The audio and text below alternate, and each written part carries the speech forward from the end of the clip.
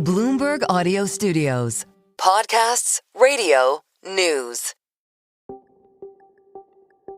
On Monday, NATO announced it had shot down a second missile fired toward Turkey, sparking concerns that the Iran war could widen.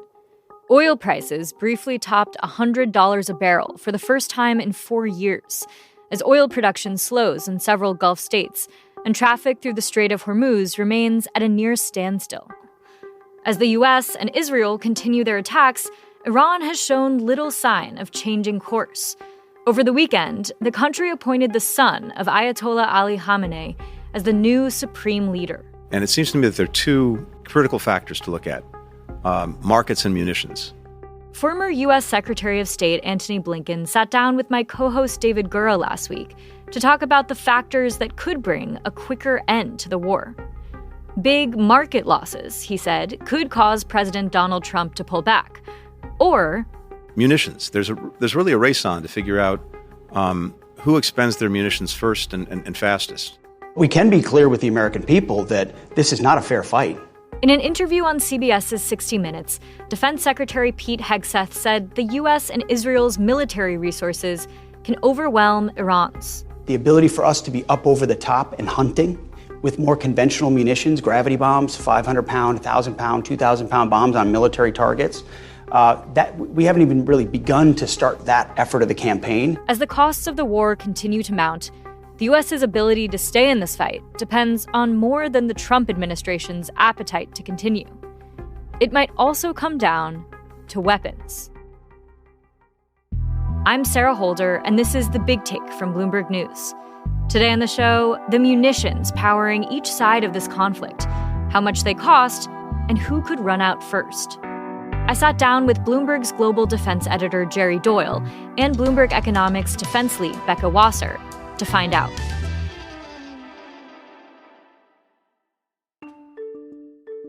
Gerry and Becca, thank you so much for joining us. As the war in Iran escalates, there have been mounting consequences. There's the human toll. More than 1,000 Iranians have died, according to Iranian officials. 7 U.S. service members have died as of this taping. Attacks on oil reserves have sent oil prices mounting. But today we're going to talk about weapons, because they can be a useful proxy to understand how and how quickly this war might end. Gerry, you wrote in a story last week that just 3 days into the conflict, the Iran war has become attritional. What did you mean by that? Whoever runs out of their crucial munition first is going to be in a much worse position. As Iran burns through its missile inventory, firing them, the U.S. and Israel destroy those missiles on the ground and destroy launchers on the ground. And at the same time, balancing the other side of it, the U.S. and Israel and its partners using large numbers of air defense missiles to protect themselves. How much does one of those Patriot air defense missiles that the U.S. and Israel are using cost? And what's the lifespan of this technology? It's a missile, so you fire it once and it's done. And they cost about $4 million each, maybe a few $100,000 more. So you can kind of see the mismatch between using a relatively expensive weapon like that to defend against something smaller and cheaper, like the sort of Shahed 136 one-way attack drones, basically rudimentary, cheap, slow cruise missiles that Iran has and is launched in large numbers. If you use your air defense missiles to defend against a system like that, you're losing the money battle. And Becca, you've been crunching the numbers on this. Can you walk us through what we know about the supply of munitions on either side and how we know what we know? All right, so let's start with Iran. Iran, we don't have a very good sense of their missile and drone stockpiles. And part of that is by design. Last numbers that we have is Iran had about 2,000 or so ballistic missiles prior to the 12-day war, and that some of those were fired in great number. And then it has tried to rebuild in that interregnum period. In terms of drones, we don't have good data on what Iran drone production rates are, specifically Shaheds, but we do have some decent data on the Russian side.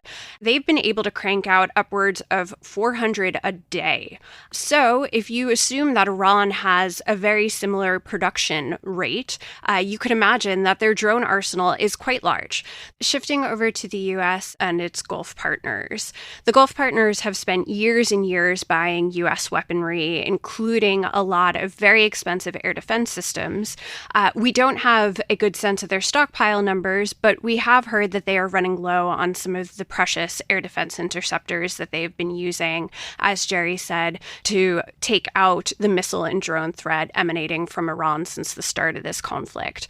There's just never enough air defense systems to go around. There are never enough missiles and interceptors. So we don't have a good sense of stockpile numbers because they are classified, but at the rate at which they've been used, you could imagine that some of those are running a little bit low. That doesn't mean that the U.S. is running out, but it does mean that the U.S. may need to pull them from other theaters if possible. When you look at some of the long-range weapons, they're pricey, and those have been used to great effect already in this conflict. And the U.S. is trying to shift away from using those standoff weapons to now using closer-range stand-in weapons, in part because those joint attack munitions are more plentiful, but that requires the U.S. to be able to get a little bit closer in order to drop these largely by air. Maybe to put a sort of a quantifiable point on that, right? So if the U.S. used, say, 250 Tomahawk missiles in the opening days of this operation, so each of those is going to cost, let's sort of ballpark it $1 million each. So probably a little bit more than that. 1.7. 1.7. All right. So let's say 2. Let's just call it an even 2 million. So that's $500 million spent just on the munitions, right? And we currently manufacture something like 90 Tomahawks a year. So it would take, 2.5 years to replace the Tomahawks that were fired over the course of one day at the cost of $500 million. What we're talking about here in terms of the cadence of how many munitions have already been deployed just, 10 days into this war, is this typical, Becca? I think the intensity of U.S. and Israeli strikes is quite notable. The United States has said that they alone have conducted over 3,000 strikes. You also have the Department of Defense saying that they have used more air power in the first few days of this conflict than they did in the opening days of the war on Iraq. So, if you look at this historically, it's a massive use of air power. It's a massive use of missiles. It's a massive use of American force, which leads to the question of how long does this go on? Becca, what are the plans to replace weapons that have already been used in this conflict? Is production ramping up, and how quickly could that happen? Production is ramping up, but I wouldn't say that it's quick. More recently, there have been efforts to try and scale missile production. Missiles and munitions are very volatile in terms of their procurement, and the thing that usually ends up on the cutting room floor had traditionally been munitions. I think, Ukraine was a wake-up call for the United States in that it needed to get after this problem, so we did see some efforts there. More recently, we have this announcement of a potential supplemental for munitions to try and ramp up supply of some of the most critical munitions, including those air defense interceptors that have been used, like Patriot, THAAD, as well as the standard missile series. But those are going to be longer-term efforts. When they're saying that they're going to ramp production, we're looking at, what the White House says, quadrupling it, but that's not until the 2030s. So it's going to take a while for that to happen, in part because it's a lengthy endeavor and there's a lot of bottlenecks that exist in the munitions production process. And what about on the Iranian side? How is Iran thinking about replacing munitions as they run through them? Gerry? It's very difficult to tell from the outside what they're able to produce. Most of their production facilities at this point in the war are going to be in places where you can't see them easily from a satellite, maybe, underground, buried in a mountain, disguised as something else. And it's going to be much easier for them to replace the cheaper, lower-end munition they're using, like the Shahed, sort of these small cruise missiles, which, are just a small step up from being a remote control airplane with an artillery shell strapped to it. Missiles are obviously much more difficult to produce in terms of materials, in terms of the expertise and machinery that you need to do that and get them to work well. So it strikes me as very unlikely that Iran will be able to generate more missiles while the war is going on. It seems like what you're both describing is that the U.S. is using missiles like Patriots that take lots of time, millions of dollars to produce, to shoot down drones like the Shaheds that are cheap and quick to produce. I'm wondering whether that poses a sustainability challenge for the U.S. here or gives Iran a leg up. It's a sustainability challenge in the sense not that the U.S. is going to run out of munition, even air defense missiles, full stop.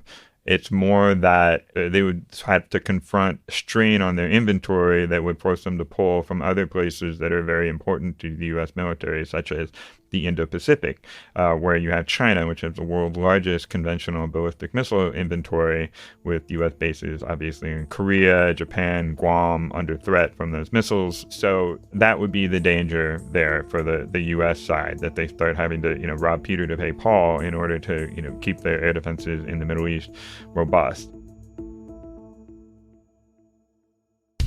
After the break, Bloomberg's global defense editor Gerry Doyle and Bloomberg Economics defense lead Becca Wasser on what we know about the economic cost and the opportunity cost of the war so far.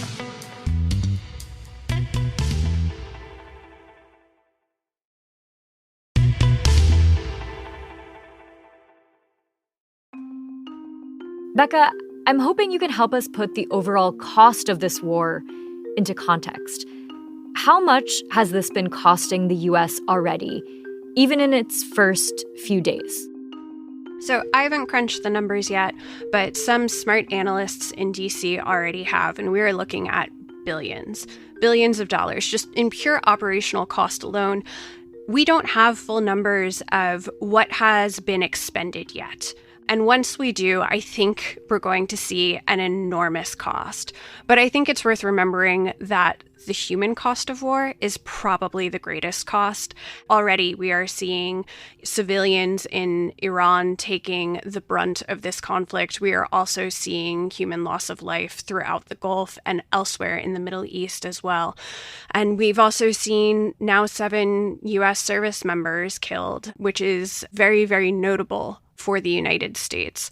So, we have the financial costs, but war is not just about financial cost. And even in an attritional war, materiel is not going to be the most decisive factor. At the end of the day, the decision to end a war is often political, and sometimes it's more on the human cost that actually brings folks to the table.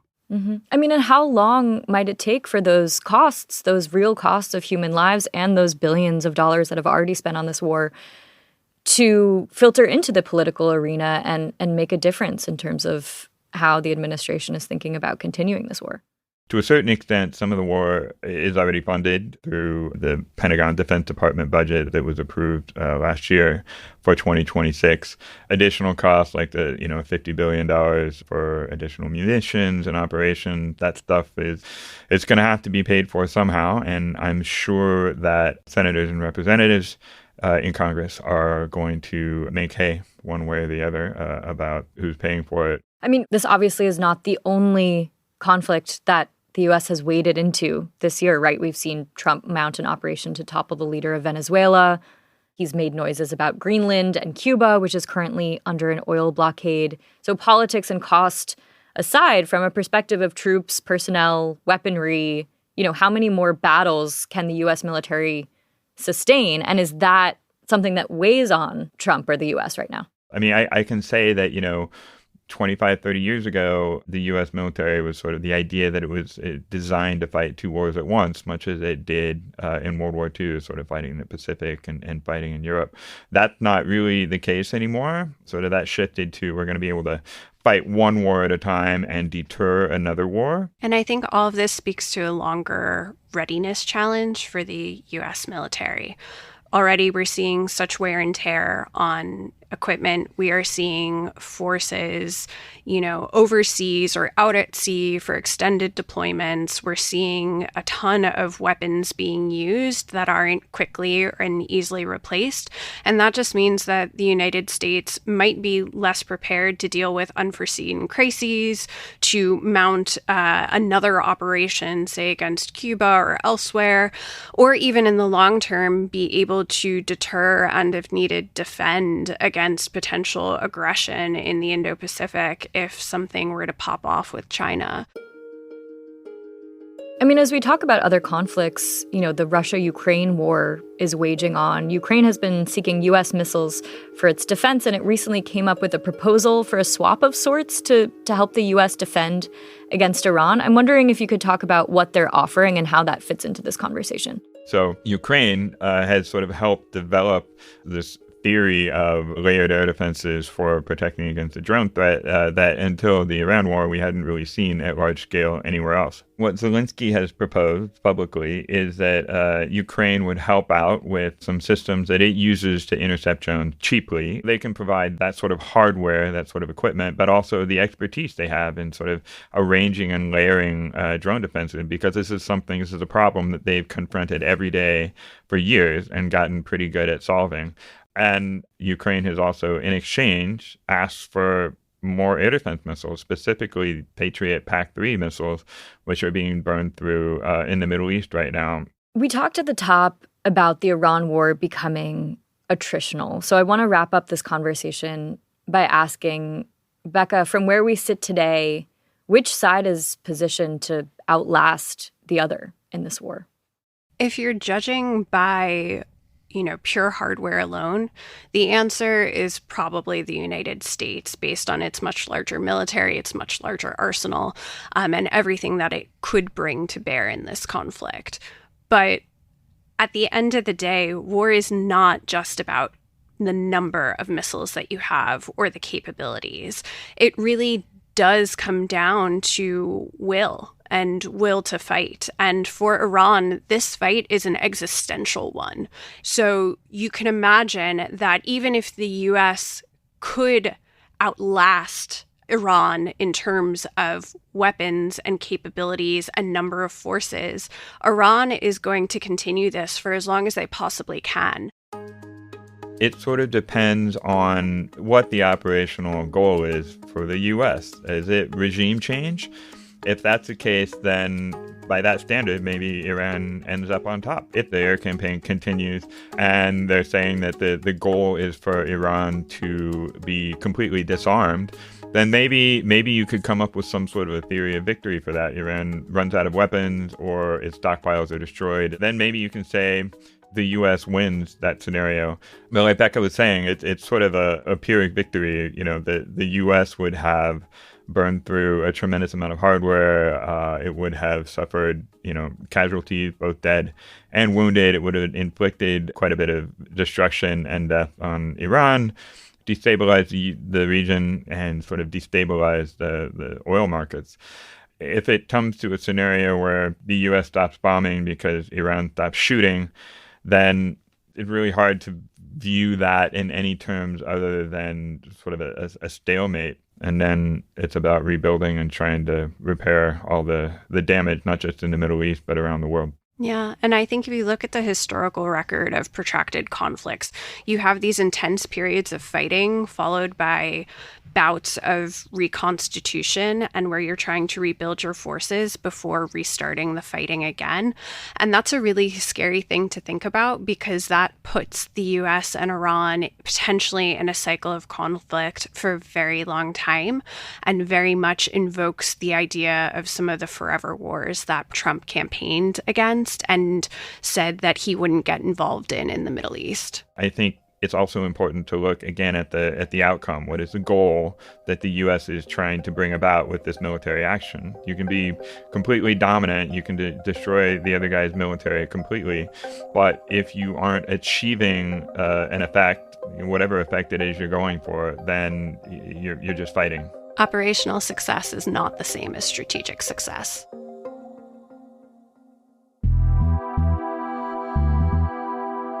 This is The Big Take from Bloomberg News. I'm Sarah Holder. To get more from The Big Take and unlimited access to all of Bloomberg.com, subscribe today at Bloomberg.com/podcast offer. Thanks for listening. We'll be back tomorrow.